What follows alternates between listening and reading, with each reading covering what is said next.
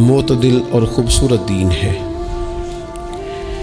انسانی زندگی میں کوئی شخص کوئی بھی کام کرتا ہو، لیکن اگر وہ کام بے ترتیب ہو، بے ڈھنگ ہو، غیر منظم ہو، تو اس کام کا سارا حسن ضائع ہو جاتا ہے۔ اسلام یہ چاہتا ہے کہ ہر کام ترتیب سے کیا جائے، مرتب کر کے کیا جائے، منظم انداز سے کیا جائے۔ انسان اپنی زندگی میں عبادت سے لے کر تجارت تک اپنی زندگی کے ہر شعبے میں نظم و ضبط کا مظاہرہ کرے۔ اگر چیزیں نظم و ضبط سے ہٹ جاتی ہیں، قاعدے سے ہٹ جاتی ہیں، تو کوئی بھی کام ہونے کے باوجود بھی لطف نہیں دیتا، فائدہ مند نہیں ہوتا۔ ہم یہ دیکھتے ہیں کہ مسلمانوں نے بہت ساری چیزوں کو بے ترتیب کر لیا ہے۔ ہماری زندگیوں میں ہر چیز ہے، نظم و ضبط نہیں ہے، وقت کی پابندی نہیں ہے، وقت کی قدر نہیں ہے۔ روزمرہ کے معاملات کے اندر ہم اپنے معاملات کو ترتیب سے نہیں چلاتے۔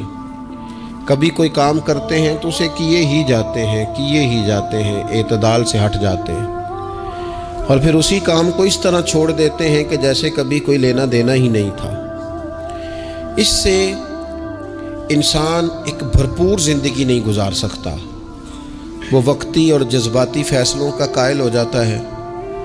اس کی زندگی کے اندر ہر چیز ایک مخصوص وقت کے لیے اور ایک مخصوص ٹائم کے لیے آتی ہے، اور ایک مخصوص ٹائم کے لیے وہ چیز وہاں سے رخصت ہو جاتی ہے۔ اس میں کوئی شک نہیں کہ ہم انسان ہیں، ہمارے اندر کمزوریاں ہیں، باوجود کوشش کے بڑی جگہوں پہ غلطیاں، سستیاں، کمزوریاں رہ جاتی ہیں۔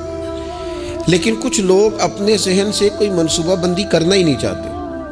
ہو جائے گا، اللہ کرم کرے گا، اللہ بڑا مہربان ہے، بھئی یہ ساری باتیں ٹھیک ہیں، لیکن اسی کریم رب نے کہا ہے صبح اٹھو، اسی کریم رب نے کہا ہے کہ وقت پر نیند پوری کرو، اسی کریم رب نے کہا ہے کہ ان الصلاۃ کانت علی المؤمنین کتابا موقوتا، فرمایا بے شک نماز مسلمانوں پر مقررہ وقت پر فرض ہے۔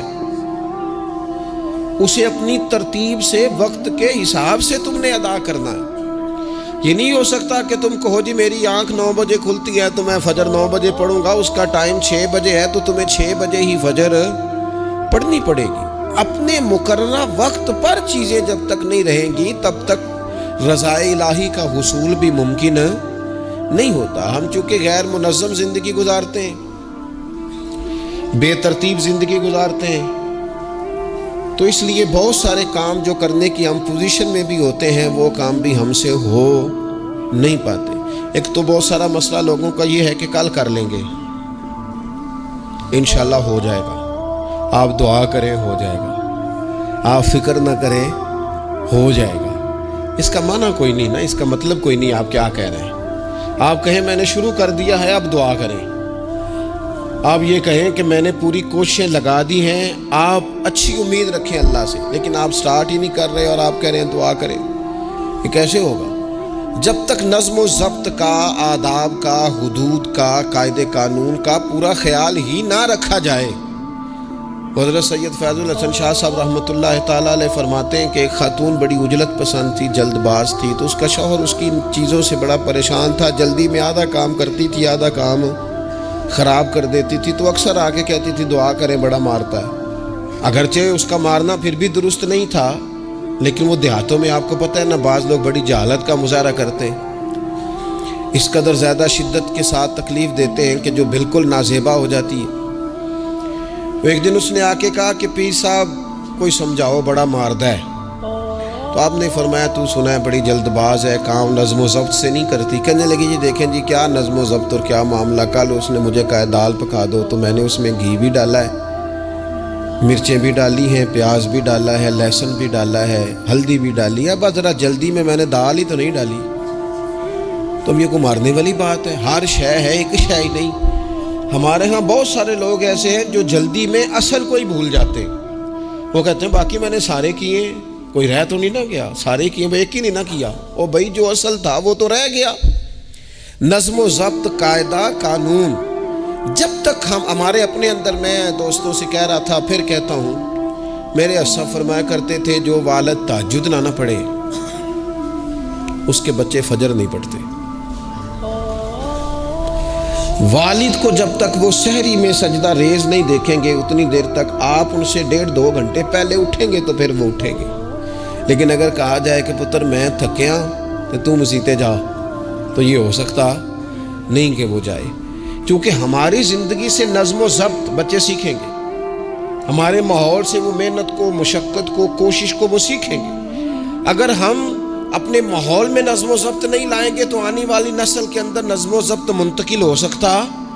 تو اس کے منتقل کرنے کے لیے ضروری ہے کہ پہلے ہماری زندگی کے اندر نظم و ضبط، آپ دیکھیں شریعت اسلامیہ نے ہر کام کا نظم و ضبط بنایا ہے۔ نماز اللہ کی عبادت ہے نا، بستر سے اٹھ کر سیدھا مسجد میں آ کے جہاں آپ کا جی چاہے نماز پڑھنے کی اجازت نہیں ہے۔ آپ اٹھیں، آپ کا لباس پاک ہونا چاہیے، آپ نے وضو کیا ہوا ہو، آپ کو سمت قبلہ کا پتہ ہو، آپ کا منہ کعبہ شریف کی طرف ہو، جس جگہ آپ نے نماز پڑھنی ہے وہ جگہ پاک ہو، آپ کا لباس پاک ہو، وقت کا تعین ہو، نماز کے آداب آپ کو آتے ہوں، آپ بیت اللہ شریف کی طرف رخ کریں گے، کانوں تک ہاتھ اٹھائیں گے، آپ ان ہاتھوں کو منظم طریقے سے باندھیں گے، وقت پر رکوع کریں گے، رکوع میں کمر سیدھی ہونی چاہیے۔ آپ رکوع سے اٹھیں گے تو ایسے نہیں کہ کوئی بات نہیں اللہ قبول کر لے گا، جب تک آپ کی کمر پوری ٹھیک نہیں ہوتی رکوع سے اٹھتے وقت آپ کی نماز مکمل نہیں ہوتی۔ آپ سجدے میں جائیں گے تو پیشانی جمنی چاہیے، ناک جمنی چاہیے، آپ کے پاؤں کی انگلیاں زمین پر لگنی چاہیے۔ آپ جب تک پوری ترتیب سے نماز نہیں پڑھتے، رب کی عبادت ہے نا، کریم بھی بڑا ہے نا، مہربان بھی بڑا ہے نا، غفور بھی بڑا ہے، لیکن اگر مرتب طریقے سے نہ پڑھو تو وہ تو نماز قبول نہیں کرتا۔ نبی پاک صلی اللہ تعالی علیہ وسلم کے سامنے آ کے ایک شخص نے نماز پڑھی، عبادت کی ہے، آیا ہے، جھکا ہے، لیکن عبادت بھی بے ترتیب بھی نہیں، بے ڈھنگی نہیں، غیر مرتب نہیں، غیر منظم نہیں، ایسے نہیں کہ جیسے مرضی کر لی۔ اس نے آ کے نماز پڑھی تو حضور نے اس کو دیکھا اور نبی پاک علیہ السلام نے فرمایا تیری نماز نہیں ہوئی، دوبارہ پڑھ۔ اس نے دوبارہ پڑھی۔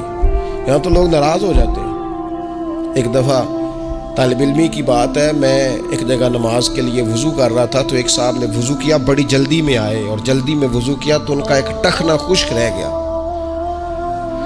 تو میں نے ان کی خدمت میں بڑی، چونکہ بزرگ تھے، بڑے تھے مجھ سے، میں نے بڑی عرض کی، میں نے کہا وہ آپ کو خیال نہیں رہا، آپ کا ٹخنا خشک ہے۔ وہ کہتے مولوی وہ لنگن نہ دیا دے، دیکھیں کو لنگ نہ جائے، تو سو قبول کرنی کہ اللہ نے۔ میں نے ان سے کہا آپ کیا کام کرتے ہیں؟ کہنے لگا میں کپڑا بیچتا ہوں۔ تو میں نے کہا اگر آپ کا 1000 روپے والا گز کپڑا ہو تو کوئی شخص کہ کوئی عرض نہیں، چل مہربانی کر 300 کا دے دیتے ہو؟ کہنے لگا نہیں جی ترتیب سے ہی بات چلے گی۔ تو میں نے کہا یہ بھی ذرا ترتیب سے ہی چلے گی، اللہ نے کہا ہے کہ اس طرح کر کے پڑھو تو پھر میں قبول کروں گا۔ تو اگر وہ رستہ ہی آپ نے اختیار نہیں کیا، نبی پاک علیہ السلام کے سامنے اس نے نماز پڑھی، حضور کے سامنے، نبی پاک رحمت للعالمین ہے نا، حضور سے زیادہ کو پیار کرنے والا تو نہیں نا۔ نبی پاک نے تو نہیں فرمایا چل میرے سامنے پڑھی یا تیری قبول ہی قبول ہے، حضور نے فرمایا تیری نماز نہیں ہوئی، دوبارہ پڑھ۔ اس نے دوبارہ پڑھی، حضور نے فرمایا تیری نماز نہیں ہوئی، دوبارہ پڑھ۔ اس نے 12 پڑھی، 3 دفعہ پڑھی، پھر حضور کی بارگاہ میں آیا تو نبی پاک علیہ السلام نے فرمایا جب تو رکوع کرے تو صحیح کر کے رکوع کر، جب تو سجدہ کرے تو صحیح کر کے سجدہ کر، اور جب تو قیام میں کھڑا ہو تو ایک منظم طریقے سے کھڑا ہو۔ فرمائی اس اعتدال، اس نظم و ضبط سے، اس ترتیب سے نماز پڑھ، امید ہے خدا کے فضل پر کہ وہ تیری عبادت کو قبول فرمائے گا۔ نظم و ضبط ہی نہیں ہے۔ رمضان شریف کا روزہ بڑا مہربان ہے نا اللہ، اپنے بندوں کو کسی قسم کی کسی مشقت میں مالک ڈالتا نہیں، لا یکلف اللہ نفسا الا وسعہا۔ لیکن آپ یہ نہیں کہہ سکتے کہ میری آنکھ چونکہ صبح 9 بجے کھلی ہے تو مجھے تھوڑی شریعت گنجائش دے دے کہ میں تھوڑی سی روٹی کھا لوں پھر نہیں کھاؤں گا مغرب تک، یہ گنجائش نہیں ملے گی۔ نظم و ضبط ہے، ترتیب ہے، اس کا قاعدہ ہے، اس کے اصول ہیں، اس کا ضابطہ ہے۔ سحری میں اٹھیں گے آپ، اگر آپ کی آنکھ نہیں کھلی ہے تو آپ کی اجازت چلی گئی، وقت ختم ہو گیا۔ آپ بے ترتیب ہوئے، آپ غافل ہوئے، آپ نے کیوں لمبی نیند کی، آپ کیوں وقت پہ نہیں اٹھے؟ زکوٰۃ ہے، آپ کو ٹائم دیا گیا ہے کہ اضافی رقم آپ کے پاس ہو، آپ کے اخراجات سے زیادہ ہو، کس منظم طریقے سے زکوٰۃ فرض کی گئی ہے، اور یہ وہ نظم و ضبط ہے جس سے بندے کو تکلیف نہیں ہوتی.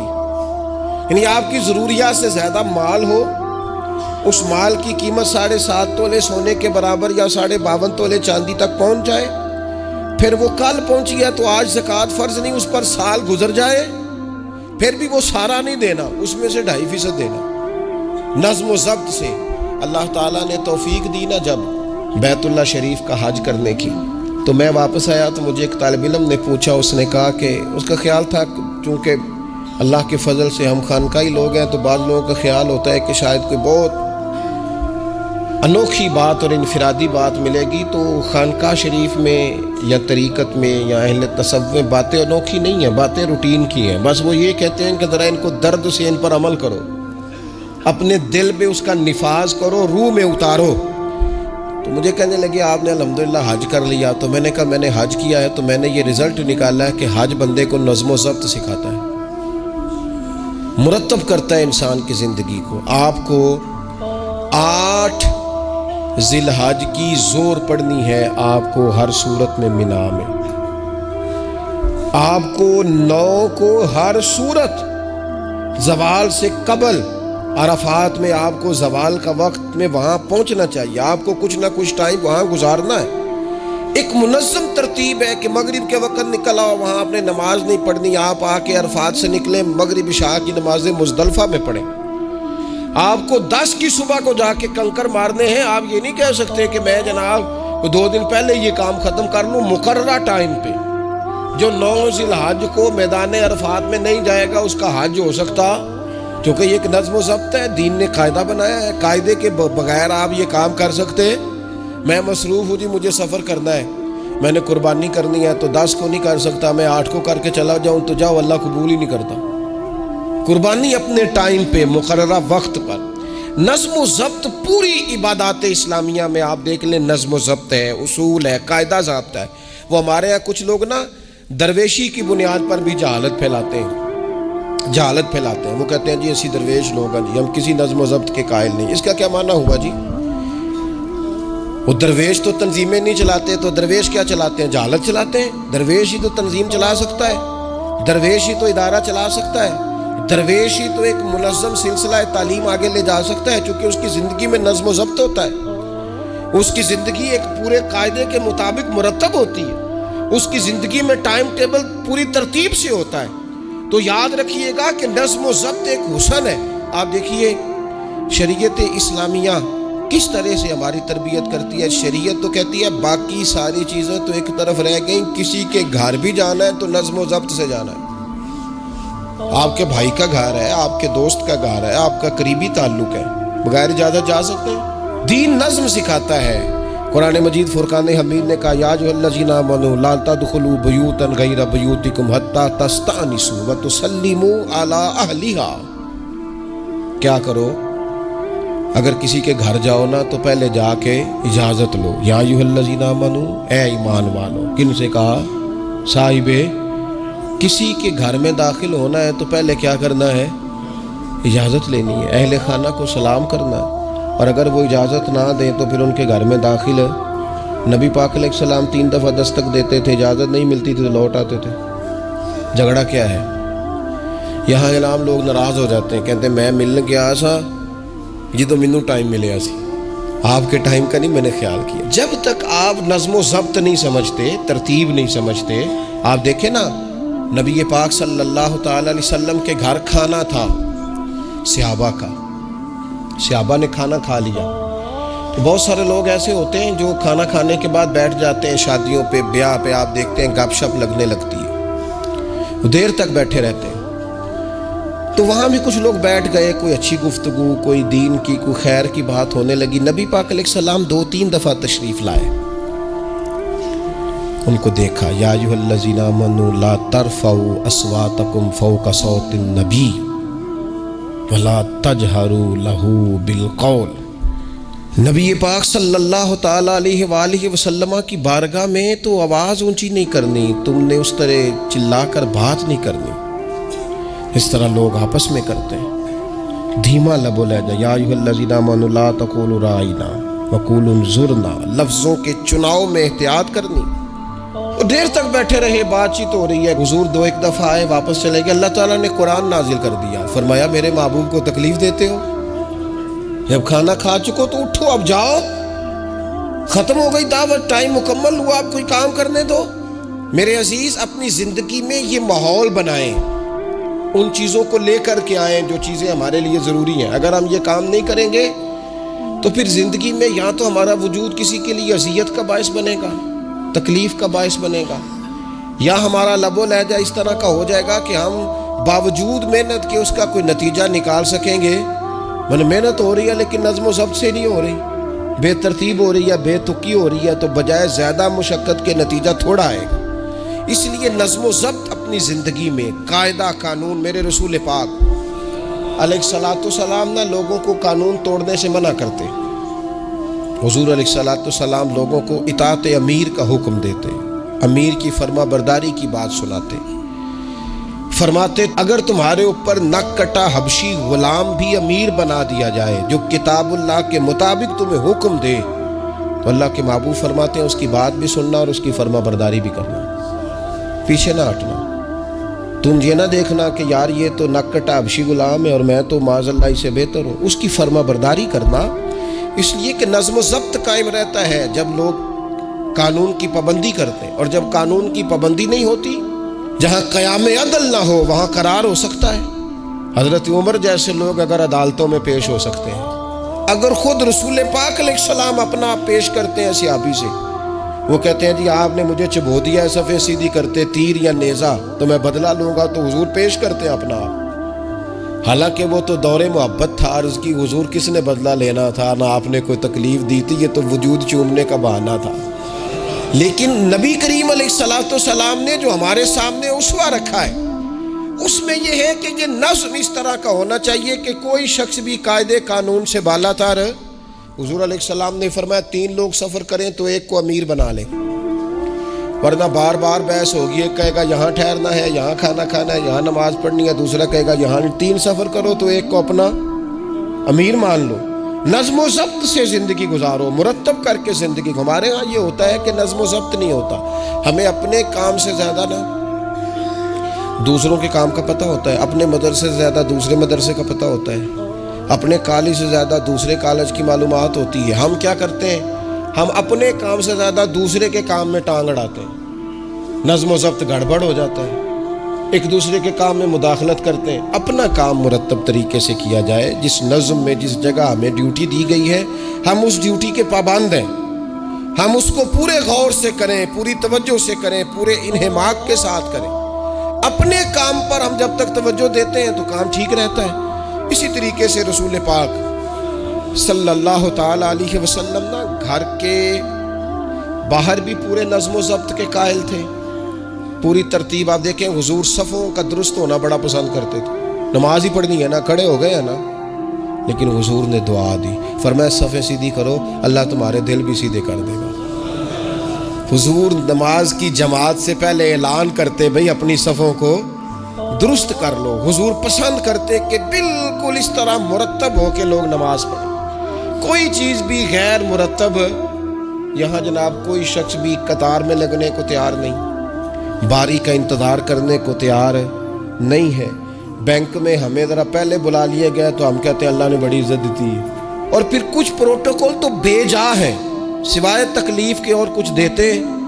میں نے جنازوں پہ دیکھا ہے، کسی عالم کا جنازہ پڑھا ہے، کسی بڑے آدمی کا، تو وہاں 15 لوگ ہوتے ہیں ٹوٹل جو جنازہ نہیں پڑھنے دیتے، وہ گھسے ہوتے ہیں آگے، میں نے چہرہ دیکھنا ہے، میں نے اگلی صف میں کھڑے ہونا ہے۔ یہی حال محافل میں ہوتا ہے۔ نظم و ضبط پیدا کریں، کسی چیز کو بے ترتیب نہ کریں، کوئی کام بھی بے ڈھنگا نہ ہو۔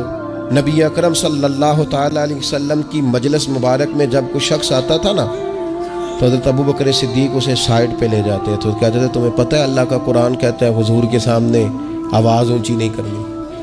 اسے پہلے آداب مجلس سکھاتے تھے، نظم و ضبط سکھاتے تھے، حضور کی بارگاہ میں حاضری کا طریقہ سکھاتے تھے، پھر نبی پاک صلی اللہ تعالی علیہ وسلم کی بارگاہ میں پیش کرتے تھے۔ ہمارے بے صبرے ہو جانے کی بڑی وجہ بھی یہ ہے کہ نظم و ضبط نہیں. ہمارے جلد باز ہو جانے کی وجہ یہ ہے کہ نظم و ضبط نہیں. ہماری طبیعت جو بہت زیادہ ڈسٹرب ہو جاتی ہے, ذہنی الجھاؤ پیدا ہوتا ہے, اس کی وجہ بھی یہ ہے کہ نظم و ضبط نہیں ہے. ہم بعض چیزوں میں اتنے زیادہ تلخ ہو جاتے ہیں, اور تلخی کی وجہ سے یہ بنتی ہے کہ مزاج میں کوئی نظم و ضبط, کسی باری کا انتظار نہیں, کوئی ٹھہراؤ نہیں, کوئی گنجائش نہیں. ماحول میں نظم و ضبط پیدا کریں, زندگی میں نظم و ضبط پیدا کریں, اپنے بچوں میں نظم و ضبط لائیں, اپنے اداروں کے اندر نظم و ضبط پیدا کریں, اور پھر حوصلہ رکھیں, ہمت رکھیں, تحمل مزاجی پیدا کریں. نبی اکرم صلی اللہ تعالی علیہ وسلم نے اپنے گھر میں اپنے ٹائم کو 3 حصوں میں تقسیم کیا تھا. ہم گھر کے اندر جاتے ہیں, اپنا ٹائم تقسیم نہیں کرتے. یہاں تو کوئی بندہ مطالبہ کرتا ہے تو ڈانٹ کے چپ کرانے کی کوشش کرتے ہیں, تھکا ہوا ہوں, خبردار بات نہ کرنا. آپ نے چپ کرا دیا, چپ کرانے سے بغاوت پیدا ہوتی ہے, نفرت جنم لیتی ہے. یہاں چپ کرا دیتے ہیں, یا اگر ہم کوئی بات کرتے ہیں تو وہ کوشش کرتے ہیں کہ اس وقت جان چھوٹے, یہ دن گزرے, کل دیکھیں گے. اس سے کیا ہوتا ہے, اس سے جو شخص آپ کے سامنے بیٹھا ہے اس کی امید ٹوٹتی ہے. وہ کہتا ہے یار یہ کیا معاملہ ہے. بچوں کی امیدیں ٹوٹتی ہیں, گھر والوں کی امیدیں ٹوٹتی ہیں کہ یار یہ تو جان چھڑا رہا ہے. نبی اکرم صلی اللہ تعالی علیہ وسلم جب گھر تشریف لے جاتے تھے تو حضور اپنے وقت کو 3 حصوں میں تقسیم کرتے. ایک حصہ پورا ٹائم رسول پاک گھر والوں کو دیتے, ان کی بات سنتے. بلکہ حضرت عائشہ صدیقہ فرماتی ہیں جب تک گھر میں رہتے کوئی نہ کوئی گھر کا کام ہی کرتے رہتے. حضور ٹائم دیتے. ایک حصہ یہ. دوسرا حصہ ٹائم کا نبی پاک صلی اللہ تعالی علیہ وسلم نے آرام کے لیے رکھا ہوا تھا. حضور آرام کرتے, لیٹتے, باقاعدہ حضور علیہ الصلوۃ والسلام اپنے وجود اطہر کو بستر کے اوپر رکھتے, آرام فرما ہوتے, صحیح معنوں میں آرام کرتے. اور تیسرا حصہ نبی پاک علیہ السلام نے عبادت کے لیے رکھا ہوا. گھر والوں کا کام کاج کیا, عشاء ہوئی, آرام کیا, پھر تہجد کا ٹائم ہوا تو حضور عبادت کے لیے اٹھ کے کھڑے ہو گئے. یہ گھر کے اندر, مسجد میں نہیں. مسجد کا تو جو عبادت کا ماحول ہے, نماز کا, وہ الگ ہے. گھر کے اندر اس بات کو اچھی طرح سمجھ لیں کہ گھر کے اندر جب آپ جائیں, اب تو بڑوں کی شکایتیں آنے لگی ہیں, پہلے بچوں کی آتی تھی. اب تو 50 سال کے آدمی کی شکایت آتی ہے کہ گھر آتے ہی موبائل کھول لیتا ہے, ادھر ادھر دیکھتا ہی نہیں, کوئی سنتا ہی نہیں. اس طرح تو ہمارے اپنے ہم سے ٹوٹ جائیں گے, بکھر جائیں گے. ہمارے بچے خدا جانے کیا سوچنے لگیں گے, کسی اور سمت نکل جائیں گے. وہ جن کو ہماری باتوں کی, ہماری شفقتوں کی, ہمارے پیار کی, وہ جس پوتے کو, جس چھوٹے بیٹے کو دادا کے والد کے کندھوں پر کھیلنے کی چاہت ہے, وہ تو اس سے محروم رہ جائے گا. ہمیں وقت دینا ہے, ان کو ٹائم دینا ہے, اس ٹائم کو مرتب کرنا ہے. نبی اکرم سید عالم صلی اللہ تعالی علیہ وآلہ وسلم حتیٰ کہ میدان جنگ میں بھی حضور چیزوں کو مرتب کرتے. عرب کے لوگ جب جنگ کرتے تھے نا تو وہ سمجھتے تھے اسلحہ بڑا ہے, طاقت بڑی ہے, ہم نے کر لینا جو ہمارے جی میں آنا ہے. حضور کا طریقہ مبارکہ یہ تھا کہ جنگ میں بھی نظم و ضبط. حضور فرماتے قریب دشمن آ جائے تو طاق پہ بلا وجہ تیر نہ چلانا, وہ بالکل سامنے جب تمہیں نظر آ جائے, تمہیں نشانہ سمجھ میں آئے تب تیر چلانا. کئی دفعہ فرمایا صرف پتھر کا استعمال کرنا. حضور علیہ الصلوۃ والسلام لوگوں کو کہتے کہ تم نے یہاں پہاڑ کے چوٹی پہ کھڑے رہنا ہے, تم نے جنگ ہی نہیں لڑنی. تم یہاں ہراول دستے کے طور پر پشت پہ کھڑے رہو, جب تک میں تمہیں حکم نہ دوں تم نے یہاں سے ہٹنا نہیں ہے. این جنگ کے موقع پر بھی رسول پاک صلی اللہ علیہ وسلم نظم و ضبط کا مظاہرہ کرتے, ترتیب مقرر کرتے. آپ یقین کریں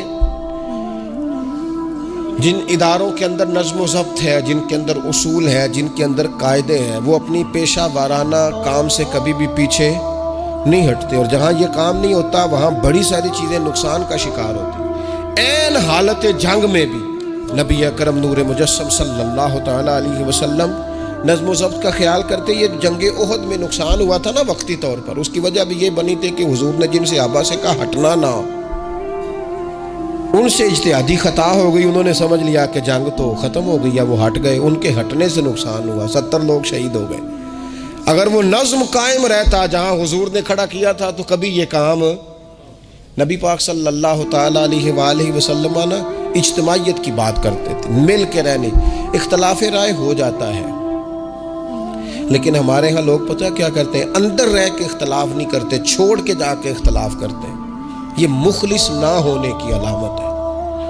جو لوگ مخلص ہوتے ہیں وہ اندر رہ کے رائے کے اختلاف کرتے ہیں، وہ کہتے ہیں یار میں چھوڑ کے تو نہیں نہ جا سکتا، میں ادھر ہی رہوں گا، جو کمزوریاں ہیں جو غلطیاں ہیں ان کو ہائی لائٹ کروں گا، رہوں گا۔ اسی لیے نبی پاک علیہ السلام کے صحابہ مختلف قسم کے مشورے دیتے تھے۔ تو سرور کائنات علیہ السلام اجتماعی نظم کی بات کرتے۔ ایک مقام پہ حضور نے صحابہ کو دیکھا کہ چھوٹی چھوٹی ٹولیاں بنا کے الگ الگ بیٹھے ہوئے ہیں۔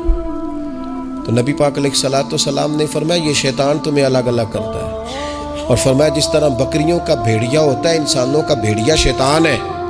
جب کسی کو مجمع سے الگ کر لیتا ہے، حضور فرماتے ہیں جسے بھیڑیا بکریوں سے الگ کرتا ہے نا، پھر اس کا شکار کرتا ہے۔ اور شیطان بھی جب تمہیں اجتماعیت سے الگ کر لیتا ہے، در مرشدہ چھڈی نہیں تے ہو جاویں گا روگی، جیڑی بکری اجڑوں وچھڑی او بگیاڑا جوگی، او بگیاڑا جوگی کھا جائیں گے، پھاڑ ڈالیں گے اسے۔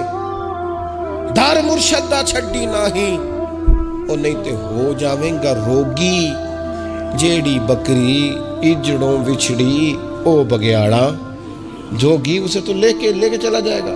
اجڑ پر، اجتماعیت پر کبھی بھی بھیڑیا حملہ، تو حضور صحابہ سے کہتے تھے بیٹھو تو ذرا مل کے بیٹھو، کسی جگہ تم بیٹھو تو اجتماعیت۔ بڑی مشہور حدیث ہے، چند لوگ جمعے میں کھڑے تھے تو حضور نے فرمایا بیٹھ جاؤ الگ الگ۔ بعض لوگ بڑے قائل ہوتے ہیں نا، تھوڑا سا جناب ہم نے ذرا ہٹ کے رہنا ہے، ہم نے تھوڑا سا الگ سے رہنا ہے، تھوڑا سائڈ پہ بیٹھنا ہے، تو حضور پسند نہیں کرتے تھے۔ فرمایا اکٹھے بیٹھو، مجمع کی صورت میں بیٹھو۔ بلکہ حضور علیہ السلام نے یہ تو اجتماعی نماز کا حکم دیا نا، فرمایا جس علاقے میں 3 مسلمان بھی بستے ہو نا، وہ بھی باجماعت نماز پڑھیں۔ وَارْكَعُوا مَعَ الرَّاكِعِينَ، رکوع کرو پر رکوع کرنے والوں کے ساتھ، تنہا نہیں، مل کے اجتماع۔ آج کفر نے بھلا کیا ہے؟ اس نے مسلمانوں کی اجتماعیت کوئی توڑا ہے، نظم و ضبط کوئی تو توڑا ہے۔ 57 اسلامی ممالک ہونے کے باوجود نظم و ضبط نہیں، اور وہاں ایک ملک ہے امریکہ، اپنی ریاستوں کو ساتھ ملا کے اس طرح گٹھ جوڑ کیا ہے کہ وہ سب پر بھاری ہوتا جاتا ہے معاذ اللہ۔ اگر نظم و ضبط، اور یہ ہمارے ہاں بھی نہیں ہے، روٹین میں چھوٹے چھوٹے اختلافات ہوتے ہیں لوگوں کے بیچ، لیکن ایک دوسرے کو ملنا پسند نہیں کرتے، سلام کلام پسند نہیں کرتے، نفرت کا اظہار۔ تو جب گلی محلوں میں نظم و ضبط نہیں، ٹولیاں بنی ہوئی ہیں، گروہ بنے ہوئے ہیں، چھوٹی چھوٹی باتوں میں لوگوں نے الگ الگ ماحول بنا دیا ہے۔ بلکہ بعض لوگ تو باقاعدہ بڑے ماہر ہوتے ہیں خاندان میں لڑائی کیسے کرانی ہے، محلے میں فساد کیسے ڈلوانا ہے، لوگوں کو کس طرح کر کے توڑنا ہے، کیا ایسا کام کرنا ہے جس سے کہ لوگ زیادہ سے زیادہ ٹوٹ جائیں۔ تو اپنی زندگی کے اندر، اپنے ماحول کے اندر، اپنی طبیعت کے اندر نظم و ضبط لائیں گے۔ بہت سارے لوگ ہیں جو خود بھی وقت ضائع کرتے ہیں، اگر کہیں چلے جائیں تو اس کا بھی پورا ہی وقت ضائع کرتے ہیں، پورا ٹائم، یعنی اس پہ کتنا پیسہ لگتا ہوگا، موبائل کا کتنا بل آتا ہوگا، ٹائم کتنا ضائع ہوتا ہوگا۔ اور پھر سناؤ، مثلاً کی سنائیے جی، اس کا کوئی معنی ہے؟ یعنی ایک صاحب کہنے لگے، انہوں نے کئی دفعہ مجھے کہا کوئی نوی تازی، میں چپ کر گیا۔ پھر فون پہ، اب بندہ خیر مہذب لگتا ہے اگر کہے چلو جی پھر ٹھیک ہے، وہ پھر کہ ان کو نوی تازی، میں کہ جی میں تے مولوی ہیں، تسی مینوں اخباری نمائندہ سمجھ لیا، نوی تازی تو آپ کسی اخباری رپورٹر سے پوچھیں، مینوں کی پتہ نوی تازی کی ہے، میں تو چھوٹا سا آدمی ہوں، اپنے کام نوی تازی کا کی مطلب ہو، یعنی اب اتنا آپ نے فون بھی ضائع، ٹائم بھی ضائع۔ حضرت صاحب ہور پھر سناؤ بھئی، تسی اتنے حضرت صاحب دے کول رہو نہ مہینہ تے کوئی کام کرو نال، تاکہ تانوں اور بھی کوئی سنان، حضرت صاحب تانوں کی سنان۔ لیکن شرط یہ ہے کہ ہم نظم و ضبط والے بنے، ایک جملہ بھی ضائع نہیں، اضافی نہیں۔ اس میں کہا کرتا ہوں، دوسروں کو بہت ساری چیزیں سکھانے سے بہتر ہے ہم بہت سارے لوگوں سے خود سیکھنا شروع کر دیں، اپنی زندگی میں سیکھیں۔ اللہ تبارک و تعالی مجھے آپ کو توفیق عمل عطا فرمائے۔ آخر دعوانا